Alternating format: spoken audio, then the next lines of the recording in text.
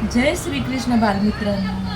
आजच्या आपल्या गोष्टीचं नाव आहे, आजची आपली गोष्ट आहे अध्याय 53 म्हणजे गोष्ट 53वी आणि रुक्मिणीचं हरण. आपण बघितलं की रुक्मिणीने पत्र पाठवलं ब्राह्मणाच्या करवी आणि ब्राह्मणाने निरोप दिल्यानंतर आपले कृष्ण भगवान तिथून लगेच निघाले. बलराम आणि कृष्ण आपल्या सैन्याला घेऊन आणि मग ते शिशुपाळाच्या पित्याला दंबुश नावाने ओळखीत, कारण तो अनियमित नागरिकांचे दमन करून त्यांना नियमित करण्यात तरबेज होता.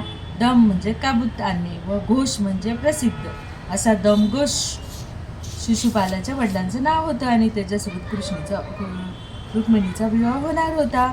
आणि असा विवाह न होऊ द्यावा म्हणून गिरिजा त्याची पुत्री असल्याने ती कठीण हृदयाची व थंड मनाची होती. हिमालयाच्या पर्वतरांगा फार कठीण आहेत, तीच गिरिजा म्हणजेच पार्वती. अशा प्रकारे गहन ध्यानात मग्न असताना अचानक तिच्या अंगावर शुभ शकून प्रगट होऊ लागले. वाम नेत्र फडफडू लागला, डावी भुजा उडू लागली, इतर अवयवी होऊ लागले, असे अवयवाचे स्फुरण लाभले. रुक्मिणीचे सुंदर वस्त्र धारण केले व दुर्गादेवीच्या दर्शनासाठी महालातून बाहेर पडली. बरोबर संरक्षणासाठी अंगरक्षक होते. रुक्मिणी श्रीकृष्ण यांचा विवाह 5000 वर्षापूर्वी झाला आणि त्यावेळी सुद्धा मंदिरात श्रीमूर्तीची पूजा प्रचलित होती. भगवद्गीतेत भगवान म्हणतात की यांती देवव्रताम देवाम देवी पासक देवाच्या लोकात जातात. काही लोक देवतांची उपासना करीत असत व अनेक लोक प्रत्यक्षपणे भगवंताची उपासना करीत असत. देवोपासक मुख्यत्वे ब्रह्मदेव, शिव, गणेश, सूर्य व दुर्गादेवी यांची उपासना करीत असत. शिवपूजा व दुर्गापूजा राजघराण्यातील प्रचलित होती. तर अशा मंदिरात विवाहासाठी कुंडिनापुराला आलेले पाहुणे सगळे तिथे जमलेले होते आणि त्याच्यामध्ये रुक्मिणीचा व्यर्थ आशा करीत तिच्या सौंदर्याची आपल्या सौंदर्याशी तुलना करू लागला. रुक्मिणीला त्याची काही पर्वा नव्हती.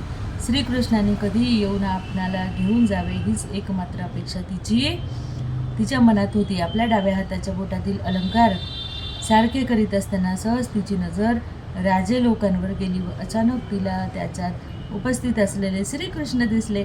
प्रथमच दर्शनी तिने श्रीकृष्णाला ओळखले होते. पूर्वी तिने त्यांना कधीही पाहिले नव्हते, तरी ती सतत त्यांचे चिंतन करीत होती असल्याने ती श्रीकृष्णांना सहजपणे ओळखू शकली. श्रीकृष्णाने संधी साधून क्षणात रुक्मिणीला आपल्या गरुड ध्वजांकित रथावर उचलून घेतले. ज्याप्रमाणे सिंह कोल्ह्याच्या गर्दीतून सहजपणे हरणाला उचलून घेऊन जातो, त्याप्रमाणे श्रीकृष्णाने रुक्मिणीचे हरण केले व निर्भय होऊन सावकाश पुढे निघाले. दरम्यान श्री बलराम यादव सैन्यासह तेथे उपस्थित होते. आणि मग जरासंध गर्जना करू लागला. तो क्रोधाने ओरडू लागला, हे कसे काय शक्य आहे? कृष्ण कोणत्याही विरोधाशिवाय आमच्यातून रुक्मिणीला घेऊन चालला आहे. आमचा पराक्रम, शौर्य, धनुर्विद्या मातीमोल आहे. प्रिय राजांनो, पहा, या घटनेने आमच्या कीर्तीला कलंक लागण्याची वेळ आली आहे. सिंहाचा वाटा कोल्ह्याने पडवा असे हे घडत आहे, असं म्हणून तो जरासंध खूप चिडला आणि सगळ्या राजांना त्याने चिडवलं आणि सगळं तिथं स्वयंवराच्या जागेवर युद्धाचं रूप आलं आणि बलरामाने या सगळ्यांना थोपून घेतलं आणि कृष्ण आपल्या रुक्मिणीला घेऊन द्वारकेत गेले.